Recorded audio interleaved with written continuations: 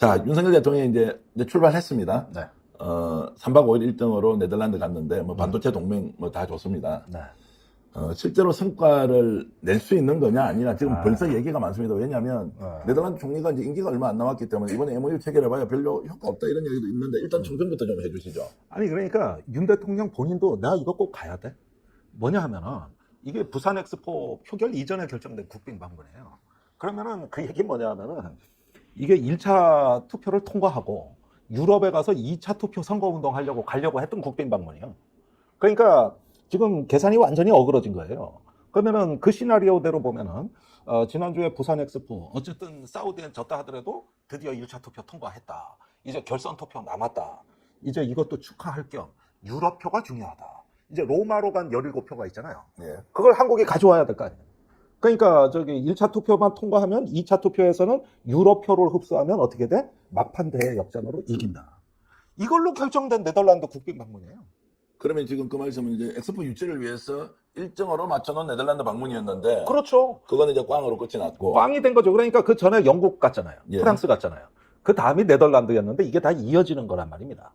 그랬는데 이게 지난주에 참사가 일어났잖아요. 참사가.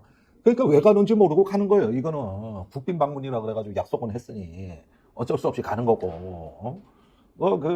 저기 표면적인 명분은 그 ASML이라고 네덜란드의 반도체 회사 있지 않습니까? 그 제조 장비 중에 극자외선 노광 장비. 이게 말이 좀 어려운데 그 인간이 만든 빛의 파장 중에 가장 짧은 파장. 네. 아주 정밀한 빛이죠. 이걸로 이 웨이퍼에다가 반도체 회로기판을 새기는 거. 이걸 ASML에서 만든 극자외선 노광 장비라고 하고 전 세계 독점 공급이에요. 이걸 삼성전자가 수입하고 LG전자가 수입해가지고 우리나라에 반도체 제조를 하는데 반도체 동맹을 체결한다. 이걸 뭐냐 하면은 이미 거래하고 있는 그 네덜란드와 상호이가 ASML 하고 협력 관계를 강화한다. 이 뜻인데 이미 다 강화돼가지고 더 협력할 게 없어요. 다 잘 되고 있는 거예요. 그리고 그거 구경하러 간다는 거예요. 그 회사는 이제 삼성만 납품하는 게 아니라 전 세계 반도체 회사에 다 납품하는 회사 아닙니까? 아니 그런데 최근에 미국이 이제 중국의 반도체를 견제하면서 예. 그 네덜란드 그 장비를 중국에 수출하지 마라. 예. 이래가지고 네덜란드가 엄청 곤욕을 치렀는데 예. 중국에 수출을 이제 못합니다. 예. 예. 그래서 중국의 반도체 굴기를 이제 잡아버리는데 그렇게 되니까 장비가 남잖아요. 예. 이게 재고가 남아가지고 오히려 우린 더 좋아요. 예. 중국에 못 팔고 저 세계 최대 수요처에서 못 파는데 그럼 한국이 수입하는데 더 여건은 좋은 거죠. 아무 이상이 없다 이 뜻이에요. 굳이 그것 때문에 네덜란드 갈 이유가 없는 거죠. 그리고 뭐 하나 더 짚고 넘어가야 될 게 이제 뭐 역대 대통령 또는 이제 그 외국 쉽게 얘기하면 국가 원수가 네. 그 반도체 장비 회사 ASML의 클린룸을 최초로 방문한다. 이건 어떻게 해석해야 됩니까? 아니 그건 제가 과천에 사는데 과천 소방사 뒤에 제가 먹어본 김치찌개 중에 제일 맛있는 게 양푼이 김치찌개이거든요. 거기에 대통령 문자가 없어요. 예. 그러면 대통령이 거기 가서 김치찌개를 먹었으면 사상 최초로 예. 양푼이 김치집에 대통령이 온 거예요. 아니 그 클린룸은 대학생도 견학을 들어가는 데고 일반 엔지니어들도 왔다 가는 데고 많이 왔다 가요. 비밀시설 아니에요. 그러니까 아무도 안 간 거예요 대통령이. 갈 필요가 없는 거죠. 그런데 갔으니 사상 최초 맞지. 아니 그게 그래 보도자료라고 내가지고 대통령이 그 순방의 의미가 이런 반도체 동맹과 더불어 그 사상 최초로 클린룸 방문을 한다 이렇게 네. 해서 사상 최초 맞지. 그러니까 그걸 보도자료로 얼마나 그거 이제 낼 게 없으니까 궁여지책으로 꾸며낸 거죠. 이제 꾸며낸 거예요. 이번에 성과는 그러면 이미 우리가 다 알고 있는 이 내용이 전부입니까? 아니면 우리가 혹시 모르는 내용도 대통령이 성과로 발표할 가능성도 있습니까? 없습니다. 개털입니다. 개털이죠. 개털이에요. 그러니까 이거는 부산 엑스포의 잘못된 계산이 빚어낸 여분의 정상회담인 거예요. 여분의 정상회담. 지금 네덜란드 연정이 붕괴돼가지고 저 거의 무정부 상태인데 거기 가서 뭘 하겠어요 지금? 근데 왜 그런 내용을 우리 언론이 보도를 하지 않습니까? 네덜란드 연정 붕괴돼가지고 그 정권이 곧 들어설 것이고 지금 현 정부는 총리가 임기가 몇 개월도 남지 않았는데 이런 내용을 왜 언론들은 냉정하게 있는 그대로 얘기를 해주고 그래서 자기 정권까지 이어지는 MOU의 효력을 강화하기 위한 구체적인 수단까지 만들어라 이렇게 하는 것이 대통령이 그렇게 강조하는 예산 낭비를 줄이고 재정 혁신의 결과로서 적은 돈으로 많은 성과를 내는 또 해외 영업 사원 1호로서 해야 되는 당연한 일 아닌가요? 글쎄 이게 당연한 일이 당연하지 않은 게 지금 한국 사회니까 또 언론 탓하니 산 봉사가 개천나무라는 듯한 기분이 듭니다. 이거 뭐 한두 번도 아니고 그러니까 뭐 검찰 특수부 출신이 방통위원장 오니까 더 쫄았지 뭘 언론들이.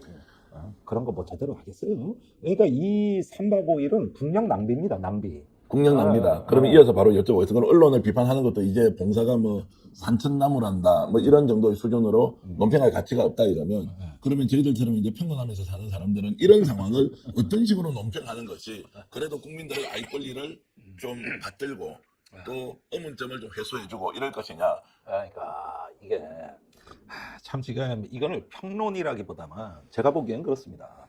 아직까지 국정의 그 어떤 이걸 한스 모겐소라는 학자가 얘기한 전략적 자아도취라는 개념인데 이 저 스트래테직 나르시즘이란 개념인데 자기 미몽에서 못 깨어나고 대통령이 계속 자기 관성대로 가는구나 그 세계에 갇혀 있구나 해가지고 이런 부분들에 대해 가지고는 사실은 지금은 말이에요 보수 언론이 얘기를 해야 돼요. 실제로 얘기하고 있어요. 네. 지금 조선동아가 수상합니다. 그러면서 그 동아일보에서 김건희 저 사과로 나가 살아라. 당신이 무슨 영부인이냐. 생칼럼도 나오고 있고. 그다음에 조선일보가 서울에서 국민의힘 망한다. 6군데밖에 못 이긴다. 뭐 이러면서 나오는데 지들이 살려고 저렇게 나오고 있단 말이에요. 그러니까 지금 이런 엑스포 이후에 이 붕괴된 국정에 대해 가지고 이거를 정상화해야 되는 거 우리가 얘기하면 안 들으니까 네. 저 보수에서 좀 제대로 좀 해주든가. 그지? 아니 지금 저기 뭐냐 이거 연말 넘어가는 이 국면에 지금 저기 뭐냐 그 부산 엑스포 후유증을 내년까지 치러야 된다는 결론이 나와버린 겁니다. 빨리 잊어야 되는데 계속 후유증이 이어지는 거예요. 지금 부산 엑스포에 후불제로 지불하기로 한 예산이 1조 8천억입니다. 저기 개발도상국 인도 ODA 지원. 자금 이런 거 개발 ODA 공조. 죠. 예.